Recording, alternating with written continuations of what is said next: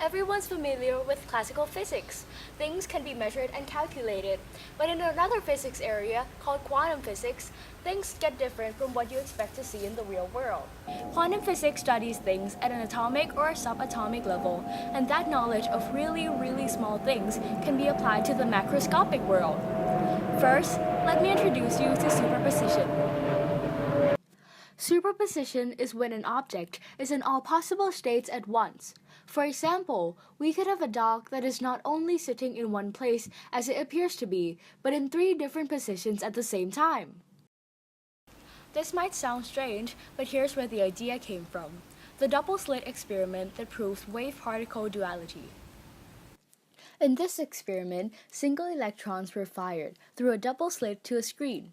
From what you see, the results are supposed to be like this, if we assume it's a particle, just like any tennis ball.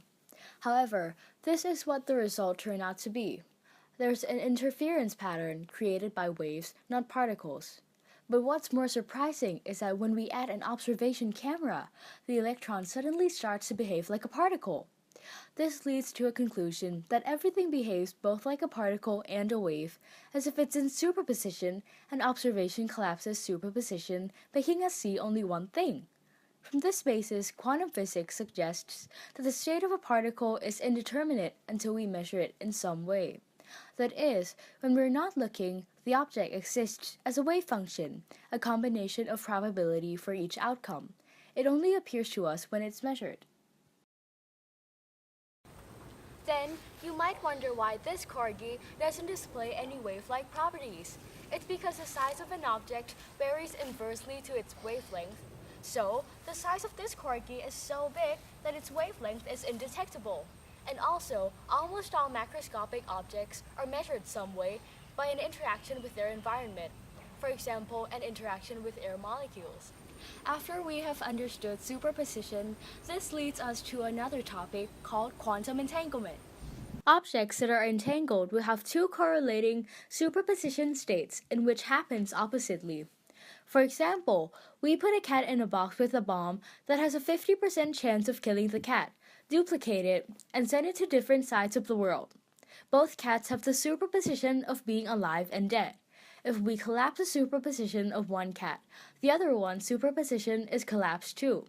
Quantum entanglement prevents us from ending with the same states for both objects. They can't be both dead or both alive.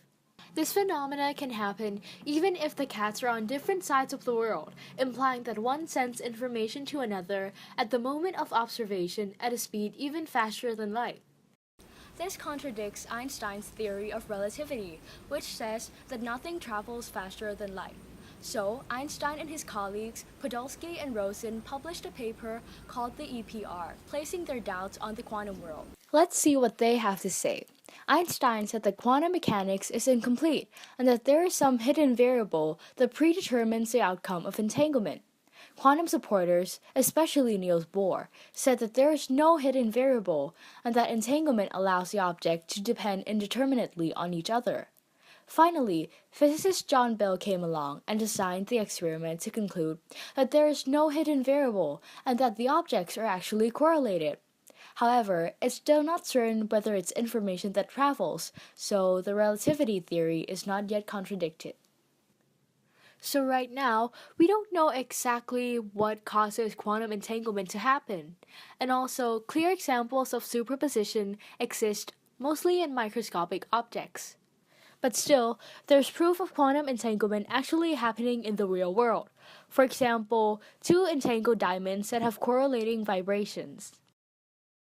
So many things have the potential to be made with our knowledge of quantum mechanics. For example, quantum clocks, quantum computers, and quantum cryptography.